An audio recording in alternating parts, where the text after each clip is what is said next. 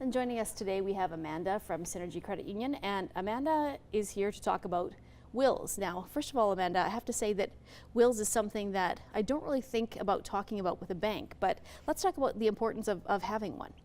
Yeah, so the importance of having a will is just basically to make sure that your wants and wishes are followed through with. And I think oftentimes it's a loved one that is the administrator or that executor of your estate, so to make their job a bit easier as well. And it's not common for me to go to a financial institution to think about when it comes to having a will. So why is that important? Yeah, so I think it's an important relationship to have the lawyer, the accountant, and the financial institution, just to see that whole picture. And why do you think some people are hesitant? Is it there's such almost a finality to it when you start talking about wills? Yeah, I don't think anybody likes talking about it all the time, but I think just coming down to maybe not fully understanding, and a large part of it is communication. And so where do you even start with that sort of thing? And especially for younger people, I think younger people tend to be the ones that maybe think, I don't need to get a will right now.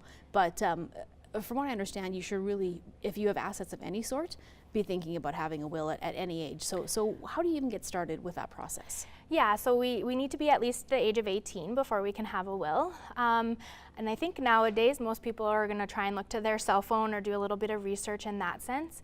I think to make sure you continue to keep the professionals involved there, really make it your own. They're legal documents, so involving your lawyer and those professionals is important. Now, if you don't maybe necessarily use Synergy for your financial institution, are you still welcome to come in and find out which people to talk to there if you choose to? Yeah, we are. Whether you're a member of the credit union or not, all are welcome.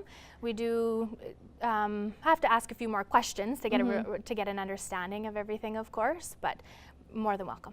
Okay, and what are some of the key things you need to remember if you want to come in and you are looking at setting up a will? Well, mostly, and how a will is set up is they're wanting to know who the administrator or who an executor of your will is.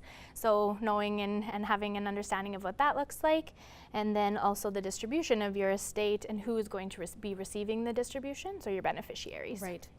Now, what happens if you don't have a will? From things that I've read, it can really get messy, even in the easiest of cases. Is that correct? Yes and no. I think something to keep in mind is that no two estates are ever the same, no two people are ever the same.